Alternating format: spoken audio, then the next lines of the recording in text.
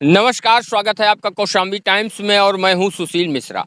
उत्तर प्रदेश के प्रतापगढ़ जनपद के कुंडा विधानसभा बहुत ही चर्चित विधानसभा है। आप भारत के किसी कोने में रहें, लेकिन अगर कुंडा की बात करेंगे कहीं भी तो राजा भैया का नाम आ जाएगा।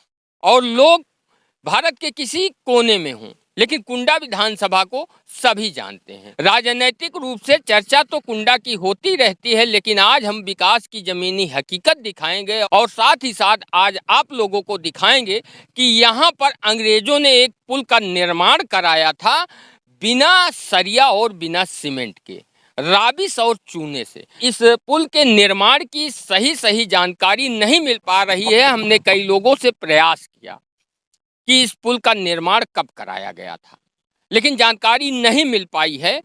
तो एक आंकड़ा ही हम बता सकते हैं कि हमारे देश को आज़ाद हुए 75 वर्ष से ज़्यादा बीत चुके हैं। तो ऐसे में इस पुल का निर्माण 80 वर्ष से पहले कराया गया। लेकिन दिखाएंगे विकास की ज़मीनी हकीकत और आप लोगों को ये भी दिखाएंगे कि किस तरह से यह पुल जानलेवा बन चुका है।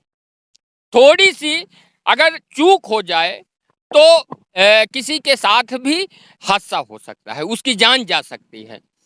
और इस पुल से जुड़ी एक कहानी भी बताएंगे कि 1972 या 73, एकदम एग्जैक्ट हम नहीं बता सकते, लेकिन 1972 या 73 में बाढ़ आई थी। और ये जिस पुल को अंग्रेजों ने बनाया था, बाढ़ इतना अधिक थी कि पानी नहीं निकल पा रहा था, जिसके कारण जो सड़क दिखाई दे रही है ये बह गई थी। और इस सड़क के बह जाने के बाद ही सामने आपको एक दूसरा पुल दिखाई दे रहा होगा। 1972 में उस पुल का निर्माण किया गया था कि यदि दोबारा कभी बाढ़ आए तो पानी आसानी से निकल सके। लेकिन फिर उसके बाद इतनी बाढ़ कभी नहीं आई कि यहाँ की सड़क बही हो।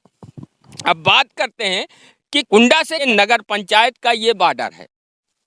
सामने आपको बोर्ड दिखाई दे रहा होगा और पुल उस पार चौसा ग्राम सभा पड़ती है।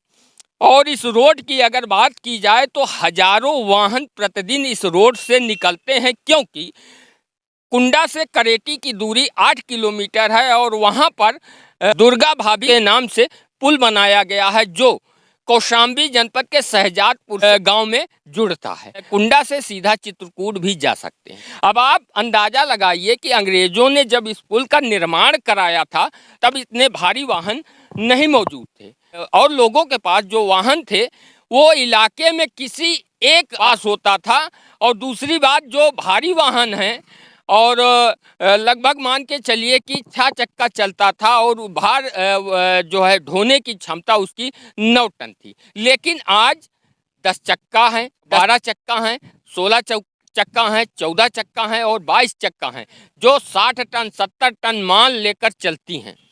तो आप अंदाज़ा लगा सकते हैं कि इस पुल की भार सहन करने की क्षमता कितनी होगी।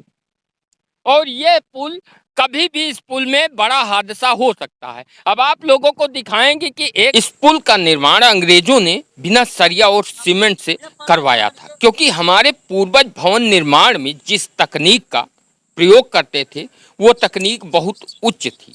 ईंट को जोड़ने के लिए चूना, राबिस, गुड़ के साथ गोंद का प्रयोग किया करते थे और इस मसाले को बनाने में मेहनत के साथ समय भी लगता। इस तकनीक से बने भवन या फिर पुल की उम्र 400 से अधिक होती थी।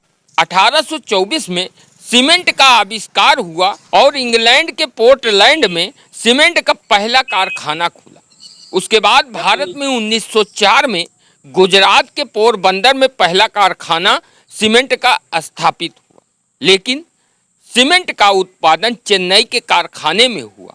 उसके बाद अंग्रेजों ने चालाकी से हमारी निर्माण कला को घटिया बताकर सीमेंट का प्रचार किया और इस तरह से हमारी निर्माण शैली विलुप्त होती चली गई और हम भारतीय सीमेंट का प्रयोग करने लगे, जबकि सीमेंट की ज़्यादा से ज़्यादा 100 वर्ष उम्र होती है।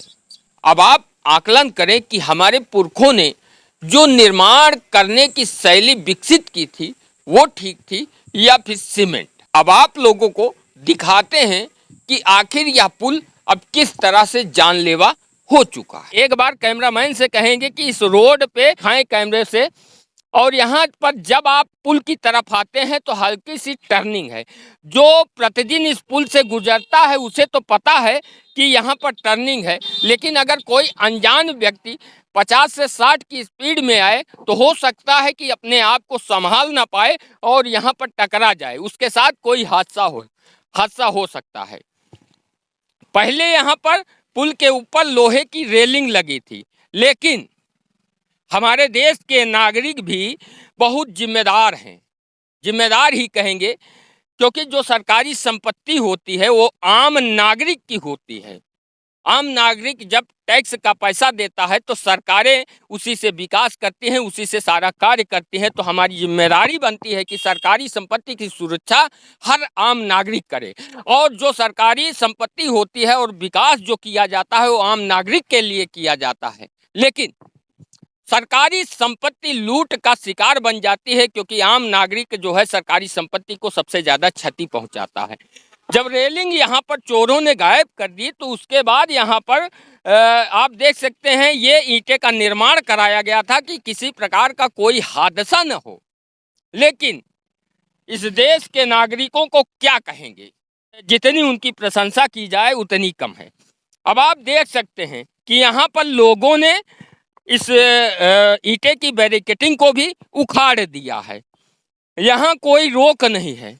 इधर भी अगर आप नज़र दौड़ाएंगे, कैमरामैन से कहेंगे कि एक बार इस रोड को दिखाएं। आप देख सकते हैं इस रोड की तरफ से जब आएंगे तब भी यहाँ पर टर्निंग स्पष्ट रूप से दिखाई दे रही है। यदि आपकी गाड़ी की स्पीड ज़्यादा हुई और गाड़ी आपकी यहाँ पर अनियंत्रित हो जाए तो निश्चित रूप से बड़ा हादसा हो सकता है। इस पुल की देख रेख की जिम्मेदारी PWD विभाग के पास है, लेकिन वह अपनी जिम्मेदारी किस तरीके से निभा रहा है वो आपके सामने दिखाई दे रहा है। पुल के दोनों तरफ जो रेलिंग है पूरी तरह से उखड़ चुकी है, और कुंडा जो है यहाँ से विधायक रघुराज प्रताप सिंह उर्फ राजा भैया हैं, और संसदीय क्षेत्र ये कौशाम्बी से जुड़ा होने की वजह से यहाँ भारतीय जनता पार्टी के विनोद सोनकर सांसद हैं। उनका दूसरा कार्यकाल बीतने को है, 2024 में पुनः चुनाव होंगे और एक बार फिर से हो सकता है कि दावेदार बने। लेकिन किस तरह से विकास हो रहा है यहाँ पर और किस तरह से उत्तर प्रदेश का PWD विभाग अपनी जिम्मेदारियों का निर्वहन कर रहा है, यह आप लोगों के सामने है। कभी भी PWD विभाग के इंजीनियर हैं, क्या उन्होंने इस पुल का निरीक्षण किया? क्या इस पुल की उम्र कितनी है इसका आकलन किया गया? शायद नहीं। ये पुल तब तक चल रहा है जब तक ये टूट नहीं जाएगा, और जिस दिन बड़ा हादसा हो जाएगा सर पीटने के लिए और राजनीति करने के लिए सभी लोग यहाँ पर मौजूद हो जाएंगे और आम जनता भी जाग जाएगी। लेकिन अब आप सोच सकते हैं कि जब तक कोई हादसा नहीं होता सभी आंख मूंद कर यहाँ तमाशा देखने के लिए तैयार हैं। आप इधर भी एक नज़र दौड़ा लें, यदि आपकी गाड़ी अनियंत्रित हो जाए या मान लीजिए कि कोई शराब पीकर यहाँ पैदल गुजर रहा हो और अगर चूक हो जाए तो सीधा वो नदी में गिरेगा, और नदी से पुल की ऊंचाई लगभग 30 से 40 फीट है। कितना बड़ा हादसा हो सकता है। लेकिन हमारी सरकारें विकास का बड़ा बड़ा दावा करती हैं, लेकिन हकीकत में कितना विकास हो रहा है वो आपके सामने है।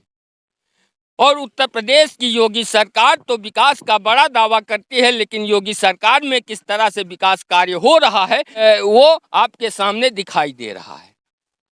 अब आप लोग सोच सकते हैं कि विकास की क्या स्थिति है और किस तरह से विकास किया जा रहा है।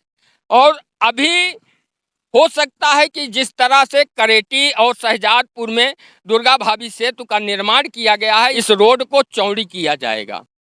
तो इस पुल के विषय में कोई भी सोचने को तैयार क्यों नहीं है? क्या इस पुल का आकलन नहीं होना चाहिए कि इस पुल की उम्र क्या है? जिस तरह से आज 22-22 चक्का की ट्रकें चलती हैं और ओवरलोड चलती हैं, क्या उन ट्रकों का भार सहन करने की क्षमता इस पुल में है?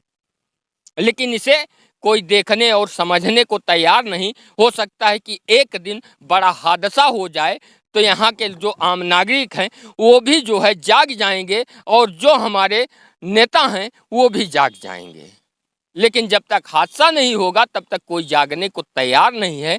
अब आप लोगों को दिखाएंगे कि 1972 में जो बाढ़ आई थी और दूसरे पुल का निर्माण किया गया था, उस पुल की स्थिति क्या है। आप लोगों के सामने ये भी प्रत्यक्ष प्रमाण है। आप देख सकते हैं कि जो रेलिंग बनाई गई थी वो टूट चुकी है और तोड़ा किसने है, यहीं के नागरिकों ने, क्योंकि वो अपनी संपत्ति को संपत्ति तो समझते हैं लेकिन सरकारी संपत्ति को लूट का खजाना समझते हैं। और किस तरह से आम नागरिक सरकारी संपत्ति को क्षति पहुंचाता है, जबकि वो लोग ये भूल जाते हैं कि जो सरकारी संपत्ति होती है वो आम नागरिक की सुरक्षा के लिए होती है। आम नागरिकों के लिए ही सरकारी संपत्ति का निर्माण किया जाता है। लेकिन लोग अपनी ही संपत्ति की सुरक्षा करना चाहते हैं, लेकिन सरकारी संपत्ति को जितना अधिक से अधिक नुकसान पहुंचा सकते हैं कोई कोर कसर नहीं छोड़ते। लेकिन जिस दिन हादसा होता है उस दिन रोते हैं सरकार के नाम पर।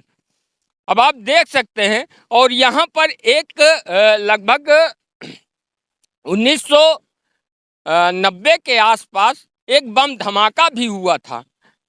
सामने वहाँ पर बम रखा गया था और यहाँ पर डोरी बांधी गई थी, तो बड़ा हादसा था और यहाँ की रेलिंग उड़ गई थी उस बम धमाके से।